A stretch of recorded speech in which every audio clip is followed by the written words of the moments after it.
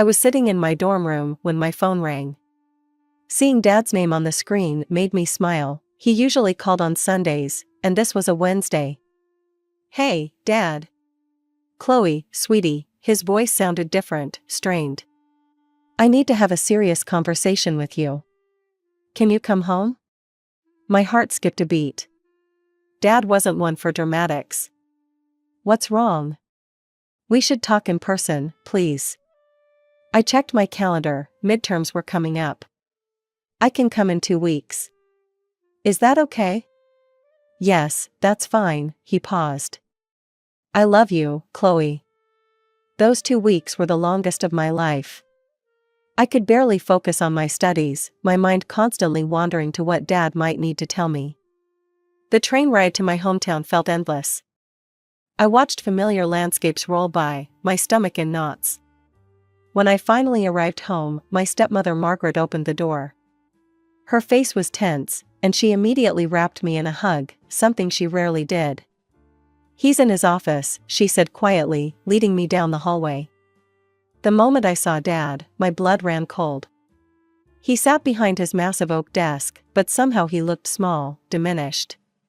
His clothes hung loose on his frame and his face was ashen. "Chloe," he smiled weakly. "Come here, sweetheart." I rushed to hug him, trying not to show how shocked I was by how fragile he felt in my arms. "Dad, what's going on?" He gestured for me to sit and took a deep breath. "The doctors found cancer, honey. It's advanced. They don't think I have much time left." The room started spinning. I felt Margaret's arms around me as I struggled to breathe. "I'm so sorry," Dad whispered. "I hope you can visit often. I want to spend as much time with you as possible." We spent the entire weekend together. Dad barely touched his food during meals, but he talked more than I'd ever heard him talk before. He told stories about my childhood, my first steps, my first words, the time I decided to paint the cat purple. And he talked about Mom.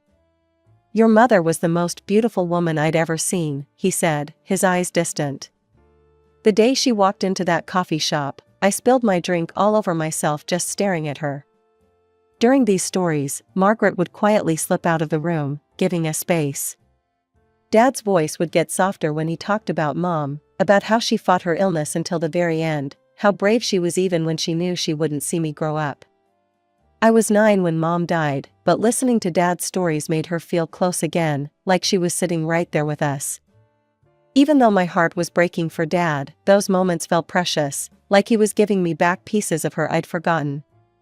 After that first weekend, everything changed. I started calling Dad every day between classes, and I took the train home every weekend instead of once a month. Each time I called, his voice sounded a little weaker, but he always brightened up when I told him about my classes or campus life. At first, Margaret seemed supportive. But as the weeks went by, something shifted. The welcoming hugs stopped. Instead of warm greetings, I got curt nods. During meals, she'd sit there pushing food around her plate, refusing to make eye contact. "How are your classes going, Chloe?" Dad would ask, trying to break the tension. "Good," I'd answer, watching Margaret's jaw clench. "I got an A on my psychology paper." "That's wonderful, sweetheart." Slam. Margaret would get up abruptly, her chair scraping against the floor, and storm off to the kitchen. Dad started chemotherapy in October. The hospital stays became longer, more frequent. During those times, the house felt like a war zone. Margaret stopped acknowledging my presence altogether. The sound of slamming doors followed me everywhere. The kitchen, her bedroom, the bathroom, slam, slam, slam. One Friday evening, after spending the afternoon with Dad at the hospital, I came home starving. The house was dark and cold. No dinner smells, no pots on the stove. Nothing. I found Margaret in the living room, scrolling through her phone. "What's for dinner?" I asked. She looked up, her face hard. "I didn't make anything. I wasn't counting on having to feed you." The words felt like a slap. "What do you mean? I'm here every weekend now." Exactly, she put down her phone. You're here every weekend. If you want to eat, cook for yourself. I stared at her, stunned by her tone. What's going on, Margaret? Why are you acting like this? Nothing's going on, her voice dripped with sarcasm. I just think you're coming here a bit too often. My father has cancer, I said, my voice shaking. He's sick. Of course I'm coming to see him. She muttered something under her breath and turned back to her phone, dismissing me completely. I stood there for a moment, then went upstairs without dinner. As I lay in my bed, listening to another door slam somewhere in the house, I thought about telling Dad. But he had enough to worry about with his treatments. The last thing he needed was to know about this tension between his wife and daughter. After a month of intense chemotherapy, Dad was finally released from the hospital. His doctors seemed cautiously optimistic, saying his body was responding well to the treatment. When I got this news, I immediately booked my usual weekend train ticket home, eager to see him in better spirits. The autumn air was crisp as I walked up our driveway that Friday afternoon. Something felt different, there were more cars than usual parked outside. I recognized one of them instantly, Mark's sleek black Nissan that he never shut up about when we were teenagers. My stomach tightened. If Mark was here, that meant Jessica probably was too. I hadn't seen my step-siblings in over a year, and that was fine by me. Jessica, being a year older, always made it clear she considered herself superior. And Mark, 6 years my senior, treated me like I was too young to exist in his orbit. The front door was unlocked. As I stepped inside, I found Dad in his favorite armchair, looking tired but better than he had in weeks. His smile when he saw me made my heart warm. There's my girl, he said, reaching for a hug. How are you feeling, Dad? Before we could talk more, Margaret appeared with Jessica and Mark in tow. I greeted them and excused myself to take my bags upstairs. As I climbed the stairs, I could hear them all laughing about something in the kitchen. The sound made me feel like an outsider in my own home, a feeling I thought I'd left behind when they all moved out years ago. I reached my bedroom door and froze. The door was open, and inside was definitely not my room anymore. My vintage movie posters were gone, replaced by Jessica's pretentious art prints. My purple bedspread was nowhere to seen, instead, there was some fancy white duvet with about 50 decorative pillows. Jessica's clothes were hanging in my closet, her makeup scattered across my dresser. I stormed back downstairs, my hands shaking. Margaret, can I talk to you for a minute? Privately? She followed me into the living room, that artificial smile still plastered on her face. Why is Jessica in my room? I demanded, trying to keep my voice down. Oh, that, she waved her hand dismissively. Well, since they're moving back, it made sense to give Jessica the larger room. You're only here on weekends, after all. That's my room, I said through gritted teeth. It's always been my room. There are 2 perfectly good guest rooms upstairs. Do you really want to upset your father over something so trivial? She whispered, her smile never wavering. He's finally feeling better. Do you want him to have to deal with this drama? Over a bedroom?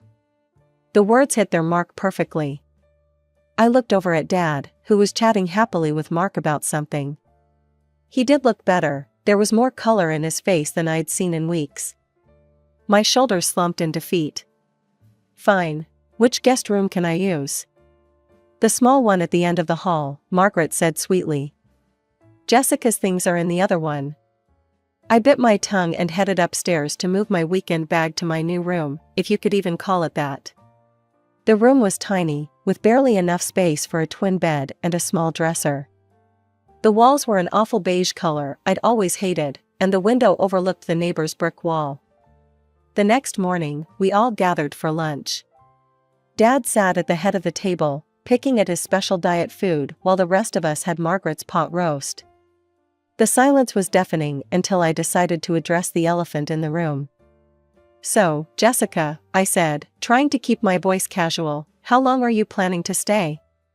Jessica looked up from her plate with that irritating smirk I remembered so well from our teenage years. Oh, I'm not just staying, I'm moving back permanently. Someone needs to be here to take care of Dad, after all. Since you're so busy with college and everything. I felt my face flush. I come home every weekend. Weekends aren't enough, Jessica interrupted. Dad needs constant care and attention. But don't worry, I'll handle it. I'm happy to make the sacrifice. Mark cleared his throat. Yeah, I'm staying too. Got some remote work lined up. Figure the family should stick together during tough times. I glanced at Margaret, who was watching the exchange with undisguised satisfaction. She looked like a cat who'd just cornered a mouse. My hands clenched under the table, and I opened my mouth to respond, but then I caught sight of Dad.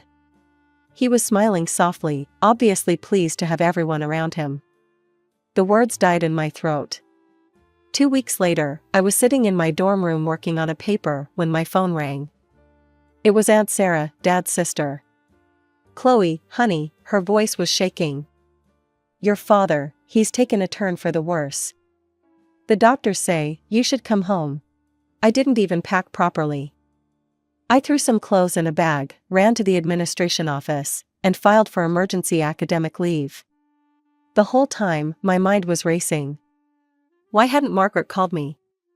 Why did it take my aunt to let me know? When I finally reached the house, I knocked repeatedly. I could hear movement inside, voices, the TV playing, but nobody came to the door. I knocked again, harder this time. 5 minutes passed. 10 minutes. Finally, the door opened. Margaret stood there in her silk robe, looking at me like I was a door-to-door salesperson interrupting her evening. What are you doing here? She asked, her voice cold. I pushed past her into the house. I took academic leave. I'm moving back home to be with Dad. Don't bother, Margaret said, following me into the foyer. He was taken to the hospital 2 days ago. He's on life support. You should go back to college. Focus on your studies. There's nothing you can do for him now. Actually, I said, squaring my shoulders, I have every right to be here.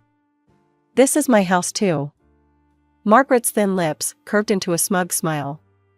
Don't worry, dear. It won't be for long. I didn't have time to decipher what she meant by that cryptic comment. I dropped my bags in the tiny guest room and rushed to the hospital. Dad's room was in the ICU. He lay motionless among a tangle of tubes and wires, machines beeping steadily around him. His face was so pale it almost matched the white hospital sheets. I touched his hand, it felt cold. Miss Matthews, a doctor appeared behind me. I'm Dr. Roberts. I've been overseeing your father's care. How is he? The doctor's face softened with sympathy. I need to be honest with you. Your father's cancer has spread aggressively. The chemotherapy, it's not working anymore. You should prepare yourself for the worst. I stayed until visiting hours ended, talking to Dad even though he couldn't respond. I told him about college, about my friends, about the AI got on my last paper, anything to fill the terrible silence broken only by the beeping machines. When I got back to the house, Margaret, Jessica, and Mark were in the living room watching TV. None of them looked up when I walked in.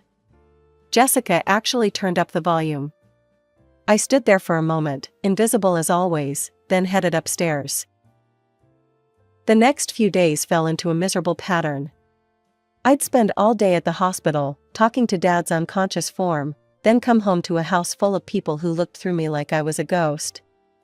They'd have conversations around me like I wasn't there, eat meals without setting a place for me, close doors in my face.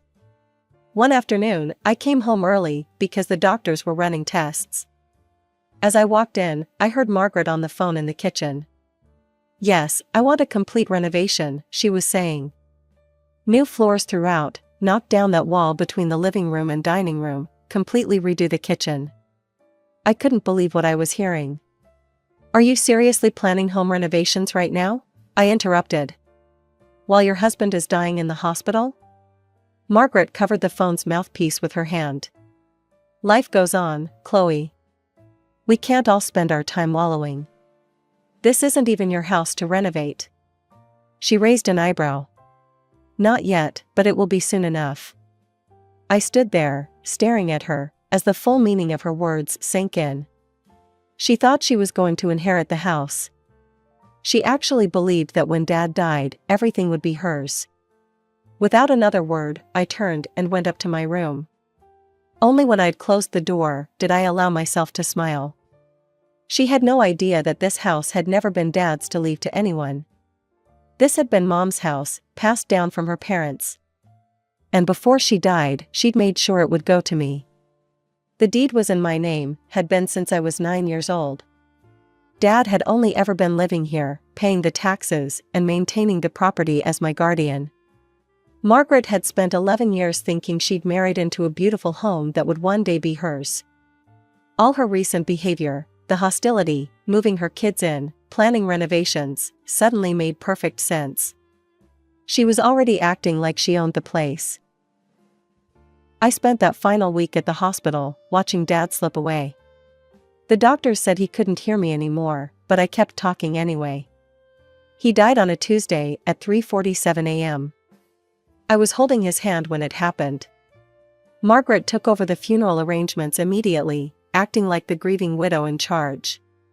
She barely consulted me about anything, not the flowers, not the service, not even the obituary. The funeral was exactly what you'd expect from Margaret, showy and expensive. She'd chosen the biggest funeral home in town, ordered massive flower arrangements, hired a string quartet. She stood at the front, dabbing at her eyes with a monogrammed handkerchief while Jessica and Mark flanked her, all three of them performing grief like it was a stage play. After the last mourners had left and the flowers had been cleared away, Margaret cornered me in the foyer of our house, or what she thought was about to become her house. "Well," she said, her eyes completely dry now, "I think it's time for you to pack your things." Jessica and Mark stood behind her, arms crossed, looking like bouncers at a club. I kept my face neutral. "I think we should wait for the reading of the will." "The will?" Margaret's eye twitched. "That's just a formality." "But fine, if you insist on dragging this out." They made the next week hell. They'd slam doors when I walked by, have loud conversations about redecorating their house, leave passive-aggressive notes about my things taking up space. I stayed in my tiny room most of the time, counting down the days until the will reading. Finally, Mr. Patterson, Dad's lawyer, came to the house. We all gathered in the living room, Margaret, Jessica, and Mark on the sofa, me in Mom's old armchair by the window. Mr. Patterson cleared his throat and began reading. "To my wife, Margaret, and her daughter Jessica, I leave my collection of fine jewelry, including my late wife's diamond earrings." Margaret and Jessica exchanged satisfied smiles. "To Mark, I leave my new Mercedes latest series." Mark's face lit up. "To my beloved daughter Chloe, I leave the sum of $100,000. I saw Margaret's smirk widen. Mr. Patterson folded the paper. Margaret waited a beat, then asked with exaggerated innocence, "And the house? Who did my husband leave the house to?" "The house isn't mentioned in the will, Mrs. Matthews." Margaret's face reddened. "That's impossible, check again. The will must be invalid if it doesn't mention our primary asset." I couldn't hold back any longer. I cleared my throat. "Actually, the house isn't in the will, because it was never Dad's to give away. This was my mother's house. She left it to me in her will when I was 9. Dad was just living here as my guardian until I came of age." The silence that followed was deafening. 3 pairs of eyes stared at me in shock. Mr. Patterson gathered his papers awkwardly. "I should be going. My condolences again for your loss." He hurried out, leaving me alone with 3 people whose faces were shocked. Margaret gripped the arm of the sofa so hard her knuckles turned white. "I always thought," she whispered, "I always believed the house belonged to your father." I shrugged, feeling oddly calm. "You should have checked instead of assuming. The property records are public." The shock on her face was starting to give way to something uglier. Jessica and Mark were exchanging panicked looks, probably realizing their grand plans of living here forever were crumbling. "Now," I said, standing up, "I'm giving you 2 weeks to find new accommodations and move out. I'm being generous, legally, I could make you leave immediately, but I didn't want to cause a scene while Dad was sick." "We're not going anywhere," Margaret shrieked, suddenly finding her voice. "This is our home." "No, it's not, it's my home, my mother's home. You have 2 weeks to figure it out, or I'll have to involve the police." They stormed off to their rooms, shooting me venomous looks. I heard doors slamming throughout the house, followed by angry voices and the sound of things being thrown. I barely slept that night, half expecting them to try something. When I finally dozed off around dawn, it wasn't for long. A tremendous crashing sound jolted me awake. I ran downstairs to find Margaret in the living room, literally tearing the wallpaper off the walls with her bare hands. Strips of the pale blue paper lay in shreds on the floor. "What are you doing?" I shouted. "I picked this wallpaper," she screamed, ripping down another strip. "I bought it. I hung it myself. If you want me out, fine, but I'm taking what's mine. Stop it right now. I took care of this house for 11 years, she grabbed a vase from the mantel, Mom's favorite crystal vase, and I lunged forward just in time to catch it before she could smash it. I cleaned it, I decorated it, I made it beautiful. You lived here rent-free for 11 years, I shot back. You never paid property taxes, never even had a job. Dad paid for everything." She responded by shoving the coffee table over, sending books and photos scattering across the floor. Then she started pulling books off the shelves, throwing them against the walls. My hands were shaking as I pulled out my phone and dialed 911. The police arrived within minutes, lights flashing. By then, Margaret had moved on to the dining room, where she was pulling down the curtains rod and all. Jessica and Mark had joined her, cheering her on from the doorway. 2 officers entered, taking in the scene of destruction. "Ma'am," one officer said to Margaret, "what you're doing constitutes criminal damage to property. If you don't stop immediately, we'll have no choice but to place you under arrest." After the police warning, Margaret finally stopped her rampage. She stood in the middle of the destroyed living room, chest heaving, surrounded by the wreckage of her tantrum. I gathered them all at the dining room table, the only piece of furniture still intact. "You're leaving now," I said, my voice steady. "Not in 2 weeks, today. You've shown exactly who you are, and I want you out of my house immediately." "You can't just," Jessica started. "I can, and I will. Pack your things. Take what Dad left you in the will, the jewelry, the car, whatever else. But if you're not out of here by sunset, I'm calling the police again. And this time, they won't just give you a warning." They started swearing, hurling insults and threats. I pulled out my phone and started dialing 911 again. They got the message. The next few hours were filled with the sound of angry footsteps, doors slamming, and muttered curses. Margaret and Jessica stuffed their clothes into suitcases, Mark gathered his things, and they made multiple trips loading everything into their cars. I followed them around the house, making sure they only took what was rightfully theirs. Margaret tried to sneak out with some of Mom's old silver, but one look at my phone in my hand made her put it back. Mark had already moved his precious inherited Mercedes into the driveway. Jessica and Margaret loaded up their jewelry boxes, casting me venomous looks the whole time. "You'll regret this," Margaret hissed as she walked past me toward the door. "You're just like your mother, selfish and entitled." I smiled. "Thank you. That's the nicest thing you've ever said to me." The moment their cars disappeared down the street, I called a locksmith. He arrived within the hour and changed every lock in the house. I watched him work, making a mental list of everything that needed to be repaired thanks to Margaret's outburst. The living room was a disaster zone. Shredded wallpaper, broken furniture, scattered books and knickknacks. The dining room curtains lay in a heap on the floor, the rod bent beyond repair. It would take weeks to fix everything. I called Aunt Sarah, my favorite relative, and the only one who'd seen through Margaret from the beginning. The vultures are gone, I told her when she answered. Thank God. How bad is the damage? Pretty bad. I need to hire contractors to fix everything, but I have to go back to college. Would you? Say no more, honey. I'll oversee the repairs. And once it's fixed up, I'm going to rent it out while I finish school. A proper lease, with proper tenants. No more freeloaders. After hanging up with Aunt Sarah, I walked through the house one last time.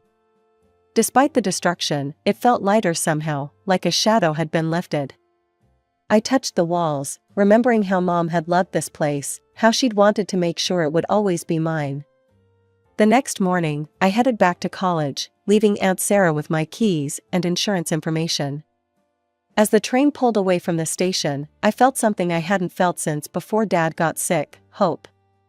The house would be repaired, and then it would help fund my education through rental income. Most importantly, it would stay in the family, just like Mom wanted. Her legacy, preserved. I never saw Margaret or her children again. Sometimes I wonder if they ever think about how differently things might have turned out if they'd just been kind, if they'd treated me like family instead of an inconvenience. But mostly, I don't think about them at all.